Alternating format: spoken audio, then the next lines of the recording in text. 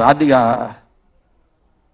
ரேவதி சர்மா சாரிங்க இல்ல என்ன கோச்சுக்கிறாங்க படம் ஆரம்பிச்சிலிருந்து எண்டு வரைக்குமே எனக்கு இந்த ப்ராப்ளம். நான் உங்ககிட்ட காட்டிக்கிறவே மாட்டேன்.